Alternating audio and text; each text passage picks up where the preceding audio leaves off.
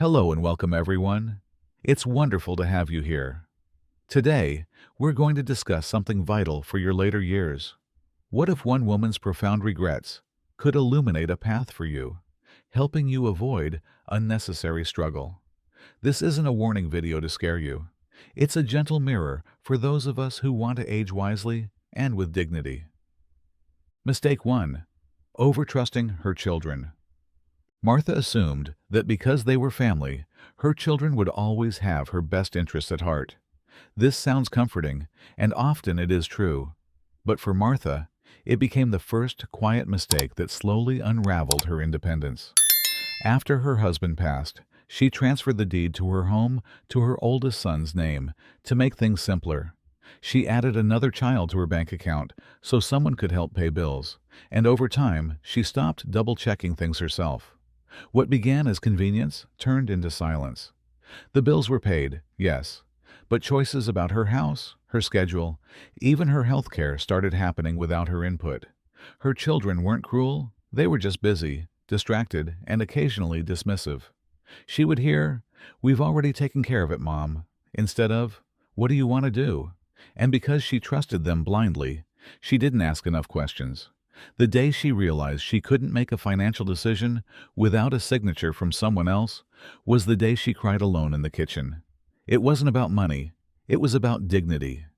Seniors who hand over control too soon often do so from a place of love, but love doesn't mean handing away your autonomy. Mistake 2. Embracing loneliness. After her husband passed, Martha was surrounded by well-wishers, cards, casseroles, and calls. But as the weeks turned into months, the quiet settled in and stayed. At first, she didn't mind.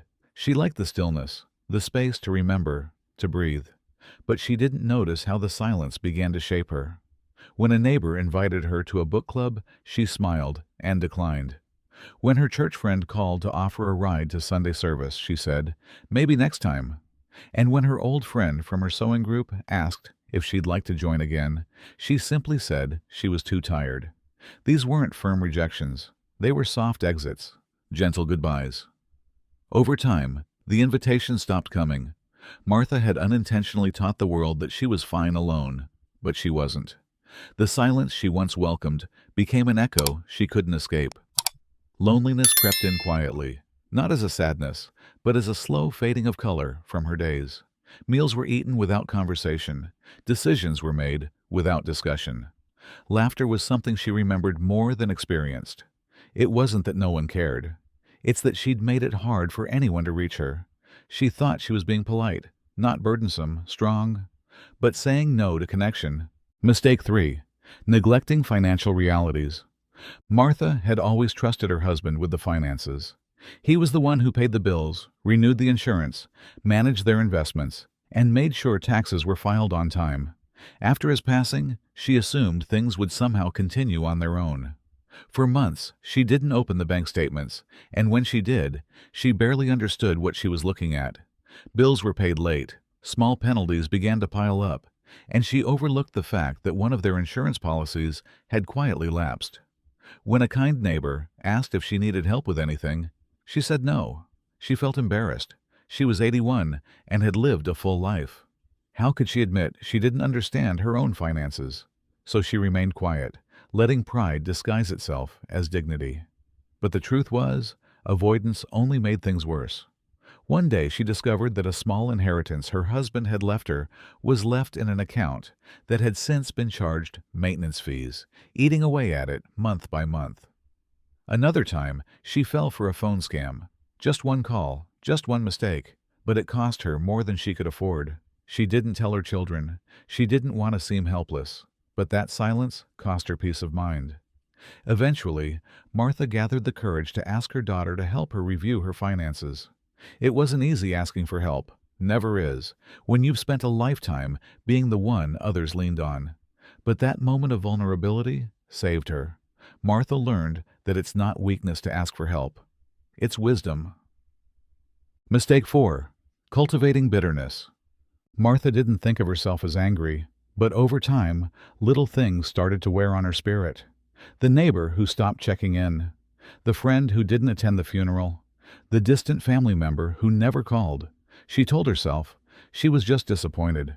But in truth, she was hurt. And instead of processing that pain, she let it harden. She replayed conversations from years ago, held on to grievances like old souvenirs, and sometimes snapped at people without meaning to. One afternoon, her grandson visited with a story from school, excited to share. But when he accidentally knocked over a vase, Martha raised her voice sharply. The boy flinched, then went quiet. That night she couldn't sleep. She realized her reaction had less to do with the vase and more to do with the heaviness she hadn't dealt with. Bitterness, when left unchecked, changes how we see the world. It makes everything seem colder. Every silence feel like rejection. Every mistake feel personal. Martha began journaling, not to dwell, but to release. She also joined a grief support group, where she heard other stories of loss and healing. Slowly, her heart softened. She reached out to the friend she'd been avoiding and simply said, "I miss you." They had lunch the next week. Martha learned that healing isn't about pretending the hurt never happened. It's never too late. Not to organize your finances, not to take care of your health, not to create a joyful routine, not to speak with intention, and certainly not to open your heart to new friendships and new beginnings. Thank you for joining us today.